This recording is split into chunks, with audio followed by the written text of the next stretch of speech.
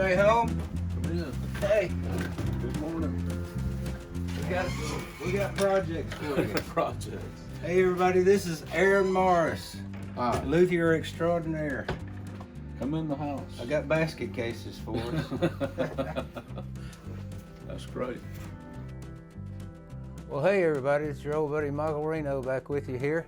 And today we've got a special treat for you. We're sort of between Lexington and Thomasville, North Carolina, and the shop of my old and good friend Aaron Morris here.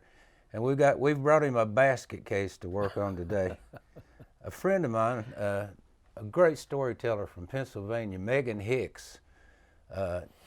We were together at a storytelling festival somewhere, I don't remember where, but she said, I know you fix up old guitars and move them along to people that really love old guitars. And I said, well, I don't, but my friend Aaron does. I find them, he does the work, and we move them along. And she said, well, I've got a 1956 triple alt 18 Martin that I would like to give you. And I said, I would like to have it. So I gave her my FedEx shipping number, and this is the guitar that arrived. Arrived in this old flight case here, and you can see from the decals on it that it's been everywhere in the world. And on it here, it belonged to a fellow by the name of Jeffrey Lang, who I looked up and is was one of the premier folk singers in Australia. Megan spent time down there, and I assume she got it from him. But here we've brought it to Aaron, and as I said to Aaron, the only thing it needs is everything. You can see there's a piece missing here, but luckily it came with it. So Aaron. I like it when you bring all the parts. Yeah. That's real That's nice. less that you have to make. Yeah. We've got some tuners, some period tuners here. It came without tuners. We've got actually several sets. So hopefully we can find the right set here for this old guitar. And here, double wrapped, is the original nut, which of course I'm sure we'll replace. Well, maybe not. Maybe not. Maybe not. Maybe not.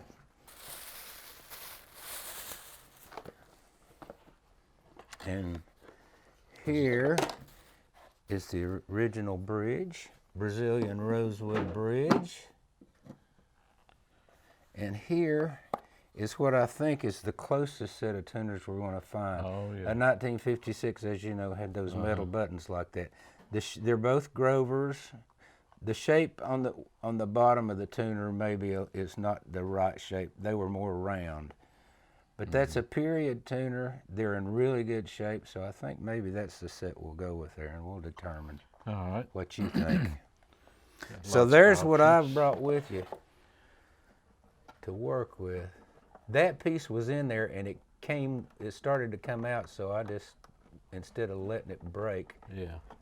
I took it out because I knew that your crafty hands could probably find out how to get that back in there. That's good. That's going to go right back in there pretty easily.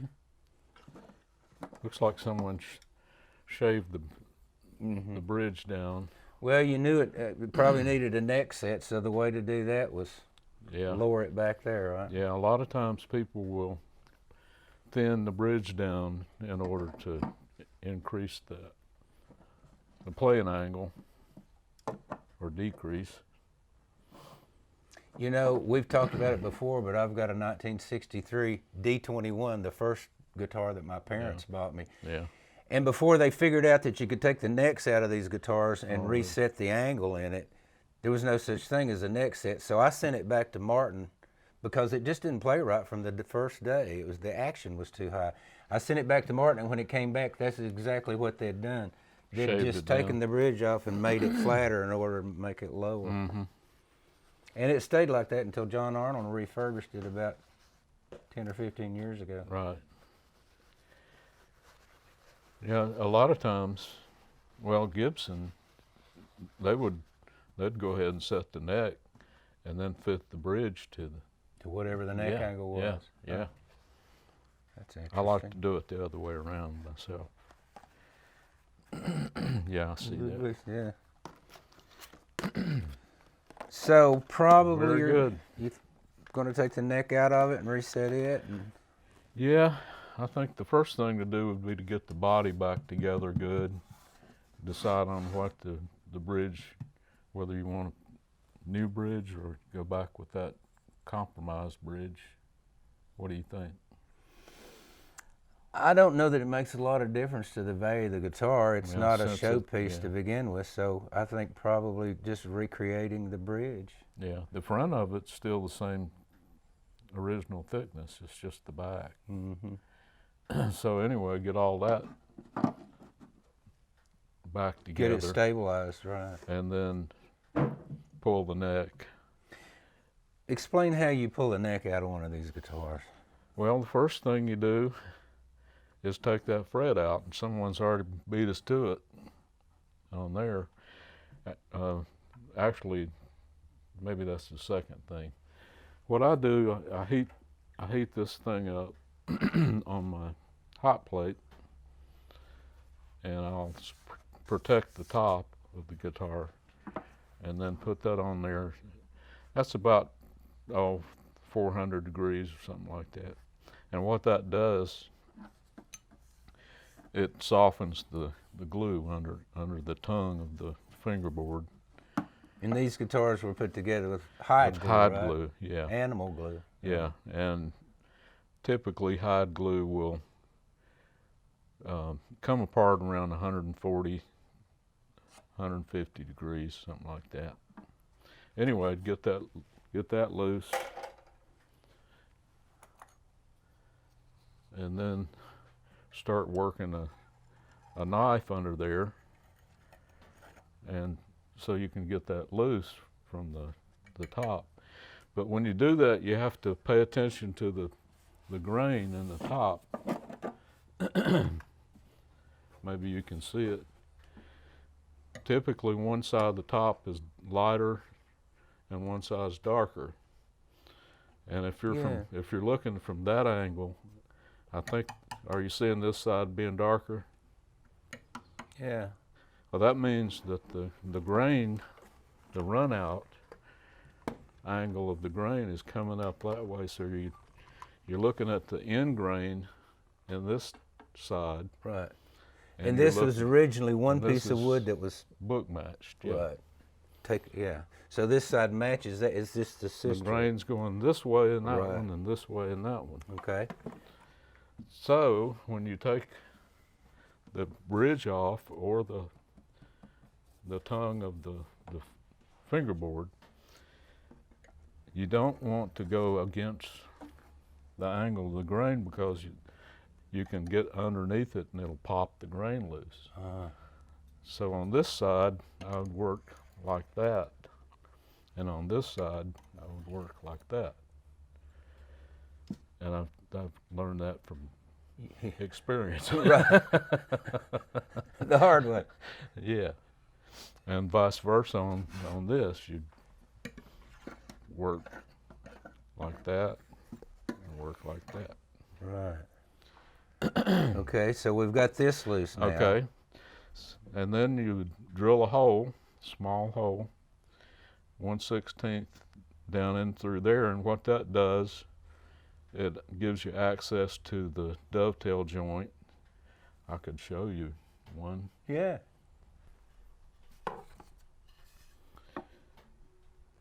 So there's a neck block inside the guitar that this fits into, Right. and it's tapered. And this is a two-way taper. It's tapered this way as well as this way. Right. So it locks in place the further down you push it.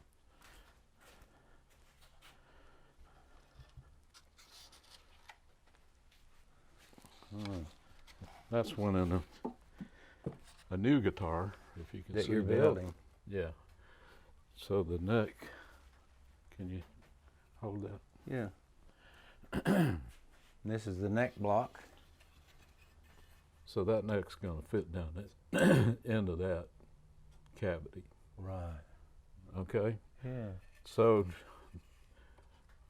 you got about the ½ inch here, and this is a little over ½ inch. Typically, it'll line up so you have a little gap in front of the end of the dovetail. Right. So anyway, drill a hole down in there. So you're putting it in right against, sort of against this surface Yeah. here. Yeah. Put that out of the way. Put this back.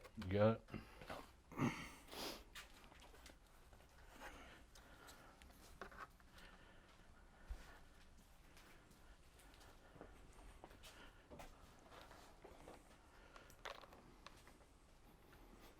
Oh my gosh.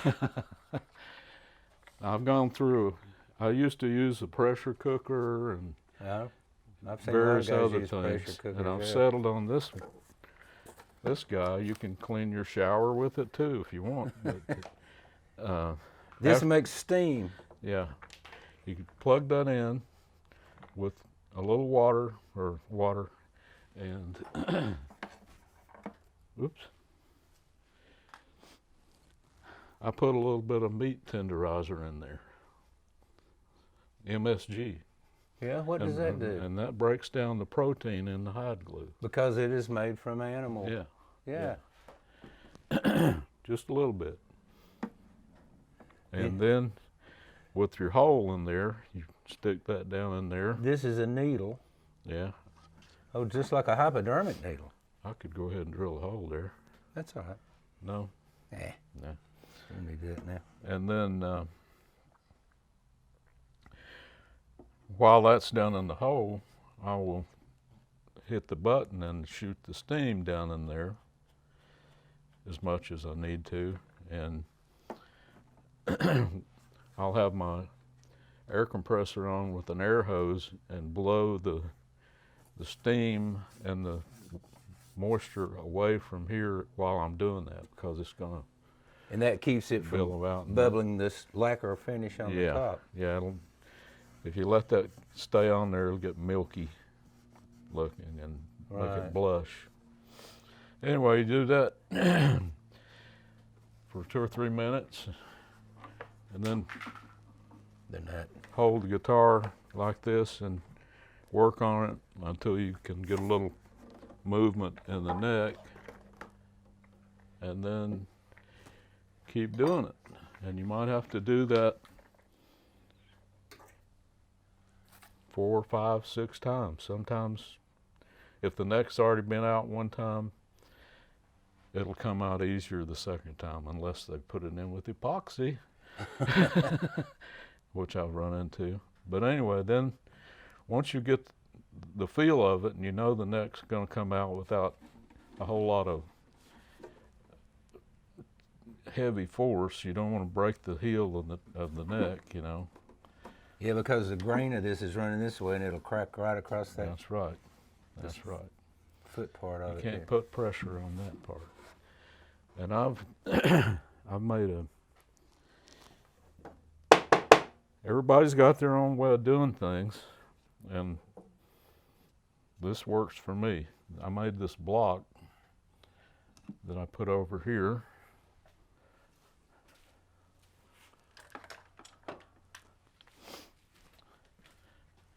And clamp that through the sound hole, and this is when the neck's loose, or pretty loose.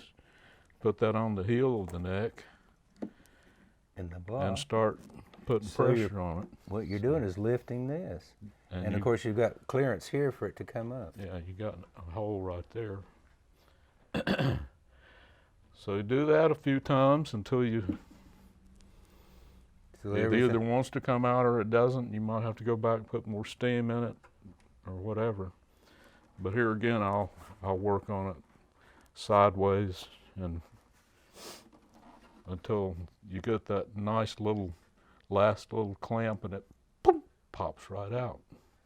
then that's you what can you just want. lift the neck out Yeah. of it. Yeah. And then, once you've got the neck out, how do you know how much you need to shave off of one part or the other in there to change that neck angle enough to make that happen? Yeah. Well, Experience. a lot of it is experience. But once you have the bridge glued on and in the right place, you want the neck angle to be as such so the straight edge is sitting on top of the frets and just above the top of the bridge, the front of the bridge on the wood. Right. Not the saddle, but the wood. Gotcha. And on a longer scale guitar, you might want it sitting above it, 32nd or 16th. Short scale guitar. Which this is. Yeah. Being a we triple think lock. it Yeah. could. Well, it's a triple lock. Yeah. Anyway, that's your point. And from what I'm seeing here, this is probably going to need about a 16th or 32nd off of the heel. And that you would cut that a 16th off at the bottom or a 32nd to 0 up here. Mm-hmm. So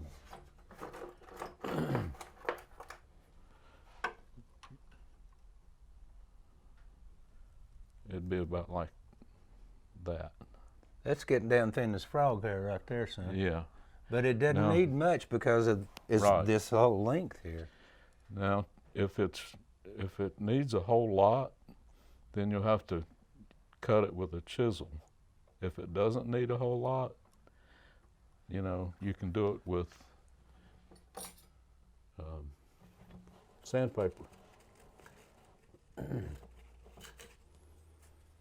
And you always work on the neck side, not the block side. Is that right? Right. So with the neck, with all the joint dry and the neck out, obviously, you'd put the guitar up like this, and you'd have a gap there, and then you'd put your sandpaper between the cheek of the neck and the body and pull. And do that to each side. And you do the that same number. several times and test it until you get it where you want it. And obviously, when you pull, you're traveling more toward the bottom of the neck than you are at the top, so it takes more off naturally at the bottom. Uh-huh. Okay? Anyway. So this whole process could take hours. Oh, yeah. I mean, I've done some neck sets. I mean, you taking the neck out, you might get it out in 15 minutes, and then on an old Gibson with a big fat heel, 3 hours. Mm-hmm. Unless you want to break it.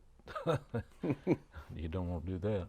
Then you're doing twice the repair, and you've done irreplaceable damage to the guitar, even though it's fixed.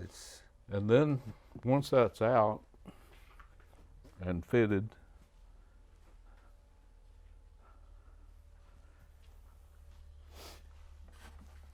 then a lot of times you'll have play in it because the joint's gotten loose. So you have to use some shims. I've got shims somewhere.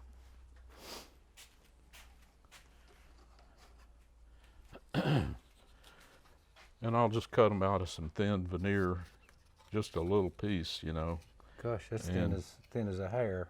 And put it usually just down here on the bottom. And then you have to fit it again, and then you have to file these off and so that they're at the right angle and you've not got a dead end out there. Correct. And then you want to make sure you got everything right.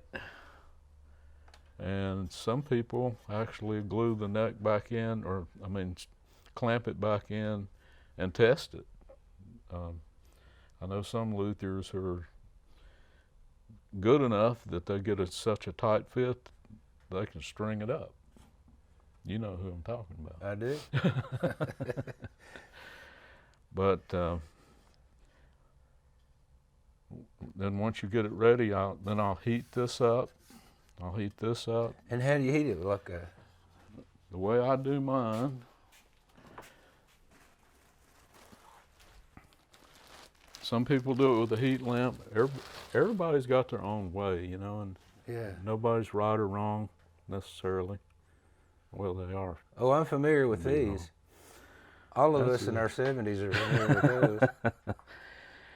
But I'll just take a heating pad and of course the neck's out, you know. I'll lay this over the body and then put the neck up in here, strap all this stuff together and let that heat up.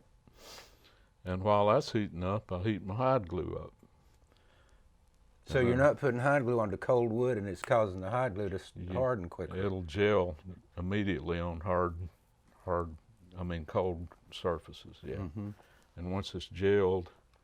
How'd you learn that? No Hard good. way again? Or did somebody tell you about that? I read about that, I think, and Yeah. Well, you know, I remember when I was a kid, you know, like I say, nobody knew what a neck set was. They didn't know you could change the angle on a neck. When did that start, do you know?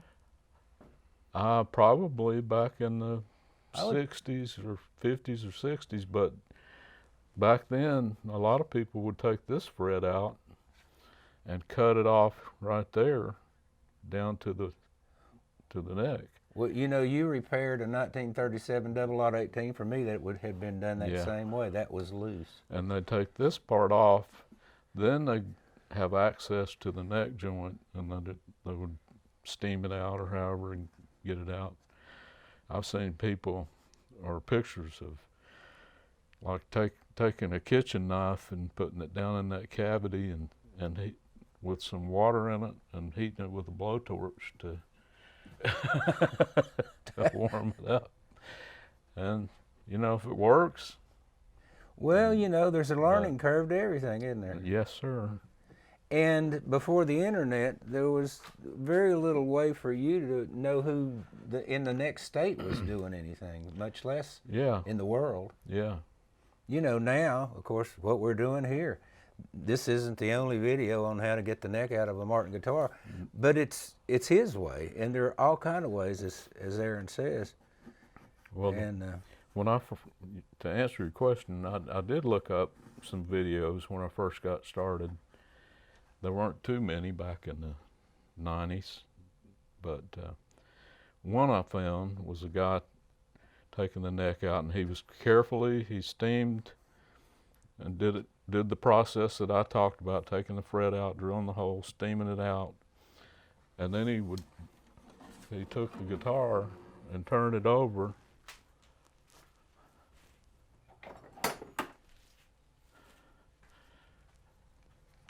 and was beating the neck out with a mallet. And I thought, I don't think I'm so good. Far so good, but you lost me here, right? So I didn't do it. I didn't try that method. Well, I'm glad. I'm glad it wasn't my guitar. But evidently, I've got an old Martin repair book, and one way they used to take bridges off, and maybe it's still good.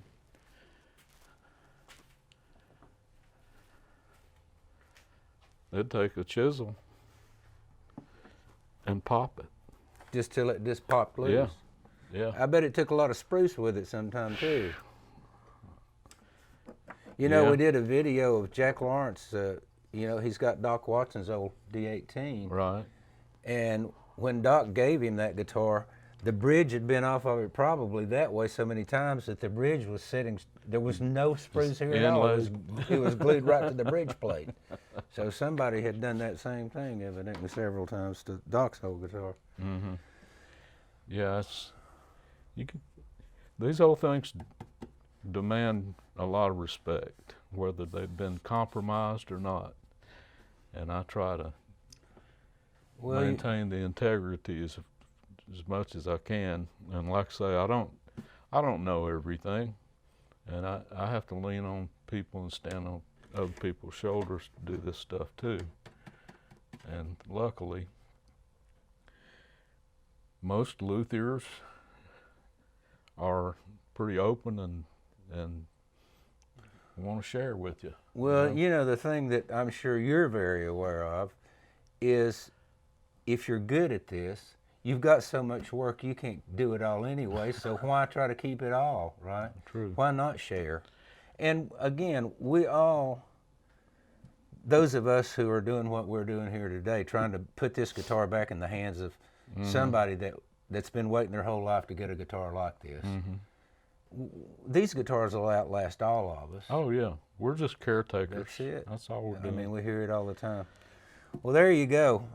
Hopefully we'll be able to leave this baby in the hospital here with Aaron, and one of these days all the surgery will be done and we'll come back and show you what Aaron's accomplished with this old baby. 1956 triple aught 18. Thank you, Megan Hicks, It's and not as we'll old as keep you. us. Yeah, it's not as old as us, but it probably outlasts us.